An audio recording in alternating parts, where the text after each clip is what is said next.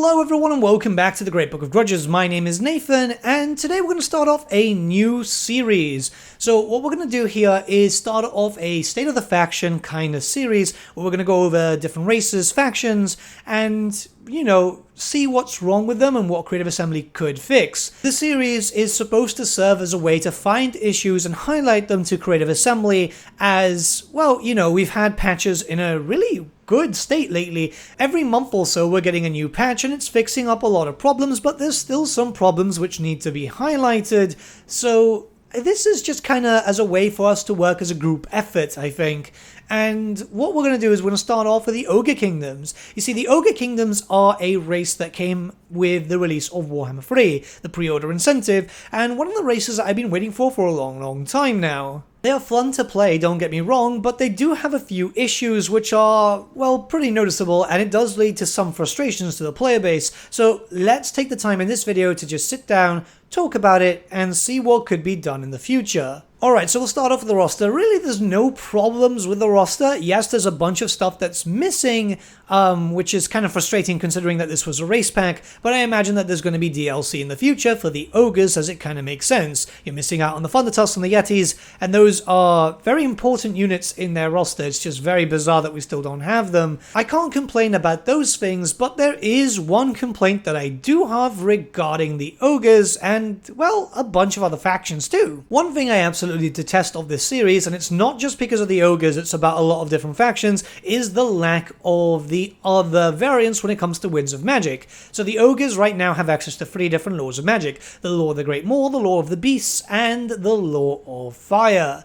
But really, the Sword Master has access to 2, right? That's the Law of Beasts and the Law of the Great Maw. However, they actually do have access to the Law of Heavens and the Law of Death on the tabletop, and it's absolutely bizarre that this was just not added in. The Ogres are currently not doing so well when it comes to campaign, and they do need a little bit more push. This is something relatively minor, but if they're going to be sharing the same animations in most cases, why do they not just give it to us from the very beginning? It's the same thing with loads and loads of other races and factions. I imagine that they want to keep stuff as FLC, but leave a unit as FLC or something, rather than something that should already be in-game. I know it's not the biggest issue, but when it comes to something that really doesn't need a new model, this wouldn't be like, say, for example, a Bruiser, but just another version of, you know, the Slaughter Master or whatever. If the Law of Magic is already in game, just give us the Law of Magic, because it will be better off for the players. Again, this is not just for the Ogres, this is for everyone else, so it's probably going to be the last time I mention it, but I wanted to put it here at least, because it does kind of piss me off.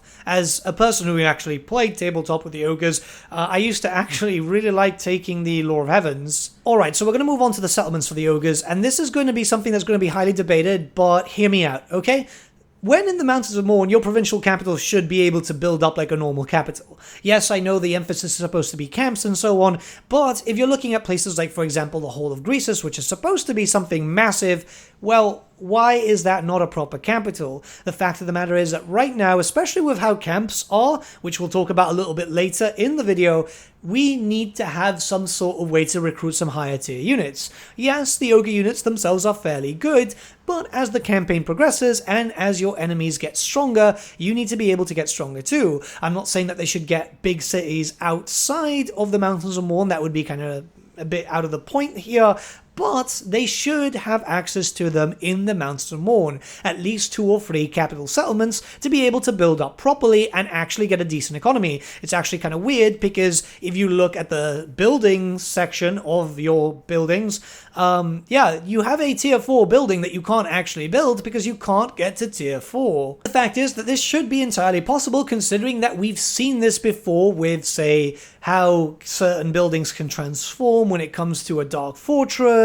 We had that back in the day when it came to the Norskins being able to take settlements or not. We've got that already here with big settlements turning into small Chaos Warrior outposts. So why not have at least the Mountains of Morn to build up the actual Ogre Kingdoms? You know, that's in the name. It's something that's really important, and it should be there just to kind of add in a little bit more for you to build up a proper economy. That right now you've got very little cash coming in. Yes, you can expand, or you can build up camps, but camps are relatively useless when it comes to certain things, and we're going to talk about that a little bit later, But yeah, that's all I want. Just allow for the capitals in the Mountains of Morn to be built up, and there you go. I am imagining that it'll be a lot better, not only for you, the player, but for the AI, because let's be honest, the ogres suffer a lot, especially versus Grimgor or Kolek, or hell, even going down south to, well, Ghost, or just any legendary lord in the area. There's many times too where you might notice that just Zhao Ming takes over everything, which is bizarre. Which is a big thing that goes against the law when the Mountains of Morn should be heavily dominated by ogres, yet Cathayans just take over. Yes, I know lore does not trump gameplay, but in this point, yes it does.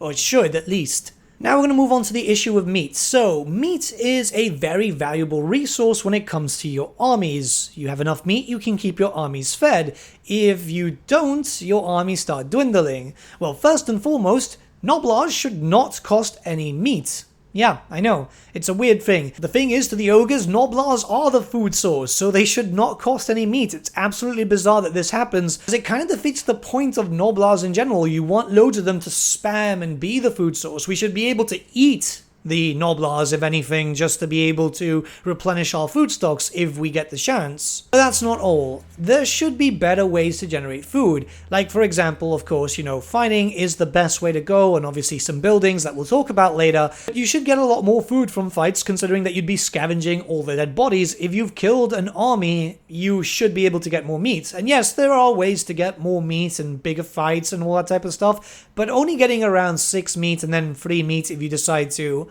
break the bodies is a bit strange. It should be double that, at least from the very beginning. Because if not, then you're kind of stuck with just smaller armies so you can keep getting the natural stuff going up, and it's just frustrating. I'll be very honest with you, it's very frustrating. Now, you can build more buildings, which will give you food. You know, this is like 10 meat generated in the armies in the region, but at a massive cost to your economy, which already sucks. Like, yeah, you can get it better, and it's fine, but there shouldn't really be that much of a negative. Like, it's very, very frustrating to get minus 50% to your local region, especially once again, since those regions can only get up to tier 3, and, well, their income in general isn't very good. It's just how it works, but it could be a little bit better. You do get natural food generated for owning a settlement, but there should be a little bit more. Yes, some tech will also help you with this, and again, camps, but we'll get to camps later.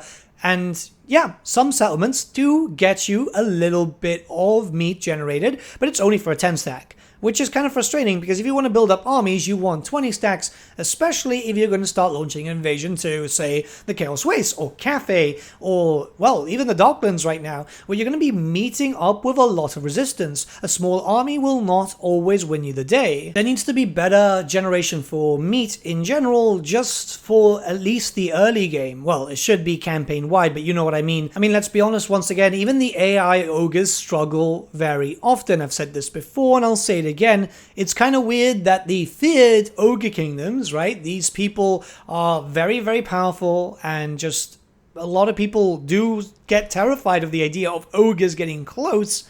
They're just wiped out very early. Something that could help with the meat generation, which could, in theory, help a little bit with the AI, is extra generation through, you know, your commandments. Because if the Skaven can produce meat through commandments, then why can't you? You know, it's just something that should be there and quite constant. And the last point of meat, which I know it must be a bit annoying, it's dominated a lot of this video, but it's kind of important. Why isn't that looting and occupying, sacking, or raising a settlement does not generate meat? Yes, you get meat from actually, you know, beating the enemy to take over the settlement, but, you know, for looting and occupying, for sacking, for raising, it kind of makes sense to actually be able to generate a little bit more meat, which would also help with the ogre economy, so this kind of links up. Get more cash from looting and occupying, or, you know, sacking or raising, but you'd want to loot and occupy so you could actually expand the ogre kingdoms, and then get some meat too. So, yeah, I mean, it kind of just writes itself, right?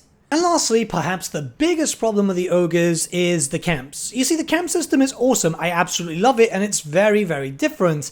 The big problem is the fact that it's very limited, which then means that if you want to camp somewhere else, you need to get rid of this camp and then rebuild it, which, yeah, you can kind of make it faster to level up and all that, but it's still really, really frustrating. And its limitations are just, well, annoying, because you can only have, what, around 5 camps, 6 camps, more or less around that number, maybe a little bit more, but it's still not enough, especially with how this world is absolutely massive. It's really bizarre that your main settlements, essentially, you are so limited that you have to just keep disbanding them, rebuilding them. The tyrant that takes over is not a official lord, which is really bizarre considering that the Cathayan caravans also have a proper lord. So why don't we have a camp lord, you know, a camp tyrant, one with its own unique skill line which could just boost up the camp even more? And yes, you do get a lot of benefits from certain buildings, like reducing their upkeep and all that, but making this a actual place where,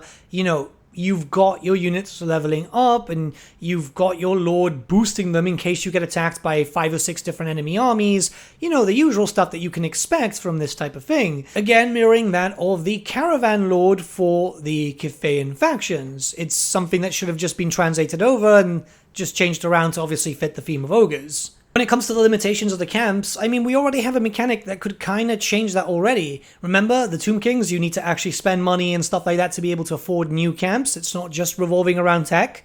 So why don't we have something like that? It's really bizarre that we don't have something like that to be able to give us more camps. Like I said earlier in the video, while we should be able to have capitals in the Mountains of Morn, everywhere else we shouldn't. So we should be able to build up camps everywhere and make a proper Ogre Kingdom just by having camp outposts in different locations wherever we see fit, and as many as we want / can afford. Do it just like the Tomb Kings, where things get more expensive. So once you unlock the first one, the second one's more expensive, the third one's more expensive, and so on. Find a way to increase some modifiers to actually reduce the price as time goes on.